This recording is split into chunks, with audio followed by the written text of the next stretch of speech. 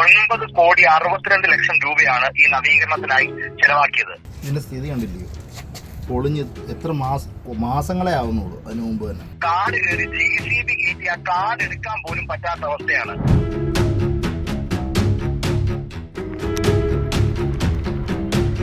ഈ വിഷയങ്ങളെല്ലാം ചൂണ്ടിക്കാട്ടിക്കൊണ്ടാണ് ബഹുമാനപ്പെട്ട മന്ത്രിക്ക് ഈ വിഷയത്തിൽ പരാതി കൊടുക്കുകയുണ്ടായി.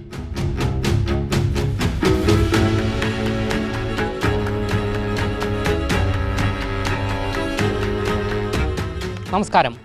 കൊല്ലം ജില്ലയിലെ സ്റ്റേഡിയത്തിൻ്റെ മറവിലും LDF സർക്കാർ കോടികളുടെ അഴിമതി നടത്തിയെന്ന റിപ്പോർട്ടാണ് ഇപ്പോൾ മറുനാടന് ലഭിച്ചിരിക്കുന്നത്. ഇതിന്റെ സ്ഥിതി കണ്ടില്ലയോ? പൊളിഞ്ഞ് എത്ര മാസങ്ങളെ ആവുന്നുള്ളൂ. അതിനു മുമ്പ് തന്നെ കാട് കയറി JCB കയറ്റി ആ കാട് എടുക്കാൻ പോലും പറ്റാത്ത അവസ്ഥയാണ്.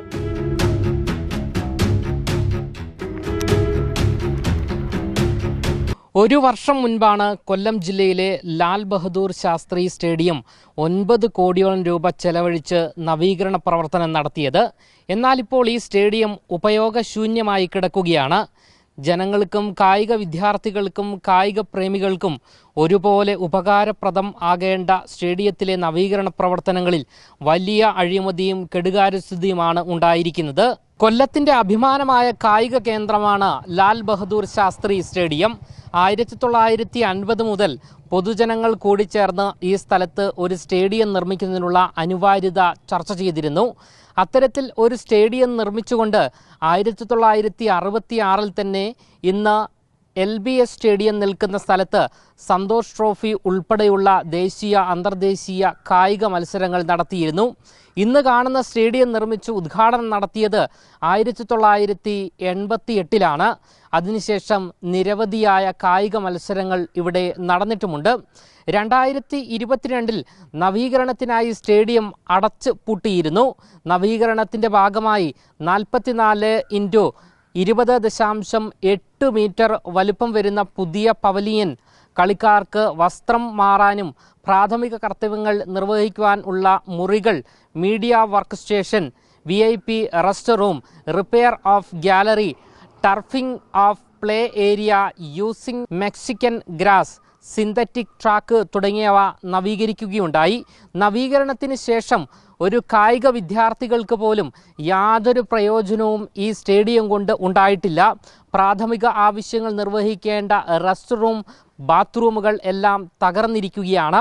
സ്റ്റേഡിയത്തിനുള്ളിൽ ഗ്രൗണ്ടിൽ വലിയ തോതിൽ കാടുകൾ വളർന്നു നിൽക്കുന്നതിനാൽ ഇഴജന്തുക്കളുടെ ശല്യം വിദ്യാർത്ഥികളെ ഭയപ്പെടുത്തുകയും ചെയ്യുന്നു. നവീകരിച്ച ഭാഗങ്ങളെല്ലാം ഇളകി വീഴാറായി. ശൗചാലയങ്ങളുടെ ഡോറുകളും തകർന്ന നിലയിലാണ്. ഈ വിഷയത്തിൽ നിലവിൽ കായിക മന്ത്രിക്ക് പരാതി നൽകിയ വിഷ്ണു സുനിൽ ഇപ്പോൾ മറുനാടനൊപ്പം ചേരുകയാണ്. ടെലിഫോൺ ലൈനിലാണ് അദ്ദേഹം നമ്മളോടൊപ്പം ചേരുന്നത്. ഈ പരാതി കൊടുക്കാനുള്ള കാരണം എന്താണ്, എപ്പോഴാണ് ഈ ഒരു സ്റ്റേഡിയത്തിൻ്റെ നവീകരണ പ്രവർത്തനങ്ങൾ നടന്നിരിക്കുന്നത് എന്നതെല്ലാം തന്നെ വിശദമായി അദ്ദേഹം ഇപ്പോൾ നമ്മളോട് പ്രതികരിക്കുകയാണ്. ഇതെപ്പോഴാണ് റിനോവേഷൻ നടന്നത്? ഇത് ഏകദേശം ഇപ്പം 1 വർഷത്തോളം ആവുന്നു ഇതിന്റെ റിനോവേഷൻ നടന്നിട്ട്.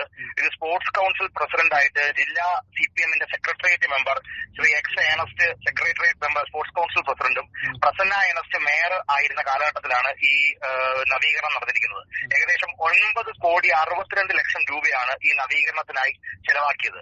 പക്ഷേ ഇതിനകത്തൊരു ദീർഘവീക്ഷണമില്ലായ്മയായിട്ട് ഇതിനകത്ത് സിന്തറ്റിക് ട്രാക്ക് ഉൾപ്പെടെ ചെയ്ത് കായിക കുട്ടികൾക്ക് വേണ്ടി കായികം ഇത് ചെയ്യാൻ വേണ്ടിയുള്ള കുട്ടികൾക്ക് അവസരം കൊടുക്കുമ്പോൾ അവിടെ കാട് കയറി JCB കയറ്റി ആ കാട് എടുക്കാൻ പോലും പറ്റാത്ത അവസ്ഥയാണ്. എയർ കണ്ടീഷണർ ചെയ്തേക്കുന്ന മുഴുവൻ ഉപയോഗശൂന്യമായി കഴിഞ്ഞ 1.5 കൊല്ലമായി ഉപയോഗശൂന്യമായി ഇരുന്ന് നശിച്ചിരിക്കുന്നു. ആ ഡോറുകൾ അടക്കമുള്ള മുഴുവൻ കാര്യങ്ങളും നശിച്ചിരിക്കുന്നു. ഏകദേശം കൃത്യമായി 9 കോടി രൂപയുടെ ബഡ്ജറ്റ് എസ്റ്റിമേറ്റ് ആണ് ചെലവായെന്നാണ് പറഞ്ഞേക്കുന്നത്. പക്ഷേ അതിനു വേണ്ടിയുള്ള കാര്യങ്ങൾ അവർ നടന്നിട്ടില്ല. അത് മാത്രമല്ല, സായിലെ കുട്ടികൾക്ക് ഇതിന് ആവശ്യമായ ഇത് തുറന്നു പോലും ഈ സ്റ്റേഡിയം നൽകുന്നില്ല എന്നുള്ളത് വിഷയമുണ്ട്. ഈ വിഷയങ്ങളെല്ലാം ചൂണ്ടിക്കാട്ടിക്കൊണ്ടാണ് ബഹുമാനപ്പെട്ട മന്ത്രിക്ക് ഈ വിഷയത്തിൽ പരാതി കൊടുക്കുകയുണ്ടായി. ഇതിപ്പോ നിലവിൽ ആ സ്റ്റേഡിയം ഇപ്പൊ വേസ്റ്റ് ആയിട്ട് കിടക്കുകയാണോ? അതെ, നിലവിൽ ആ സ്റ്റേഡിയം കുട്ടികൾക്ക് തുറന്നു പോലും കൊടുക്കുന്നില്ല.